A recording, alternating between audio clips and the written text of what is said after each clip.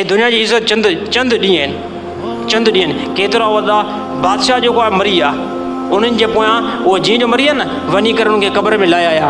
क़बर में जीअं जो लाया आया न, चंद ॾींहं गुज़रिया, चंद ॾींहं गुज़रिया। हिन ज़माने जी हवा तेज़ हली, जीअं जो हवा तेज़ हली न, उन्हनि जे क़बर जा निशान बि ख़तमु थी विया, उन्हनि जे क़बर जा निशान बि ख़तमु थी विया। वॾा फेमस हुया, दुनिया जे अंदरि तमामु वॾो उन्हनि जो नालो हुयो, पर हिन टाइम उन्हनि जो नालो जेको आहे अची करे मिटी सां गॾु बीठो आहे। हे दुनिया जो जेको आहे, हे दुनिया जी जेकी आहे फेमसिंग आहे, हे दुनिया जे अंदरि दुनिया जी फेमस को माण्हू ते का इहा का वॾी उहिदो ई न आहे, इहो को वॾो रुतबो ई न आहे। इहे माण्हू न सम्झनि मां जेको आहे दुनिया में अंदरि फेमस थी वियो आहियां, मां जेको कामयाबु आहियां। न न, कोई तेसि ताईं कामयाबु नथी थी सघे, कोई बि कामयाबु नथो थी सघे जेसि ताईं मुहम्मद मुस्तफ़ा सल्लल्लाहु अलैहि वसल्लम जे तरीक़े में न आयो आहे, जेसि ताईं नबी अकरम सल्लल्लाहु अलैहि वसल्लम जे तरीक़े में न आयो आहे, तेसि ताईं कोई बि काइनात जे अंदरि बंदो जेको कामयाबु नथो थी सघे। हा, उहो ई कामयाबु आहे जेको जनाब मुहम्मद मुस्तफ़ा सल्लल्लाहु अलैहि वसल्लम तरीक़े ते आहे।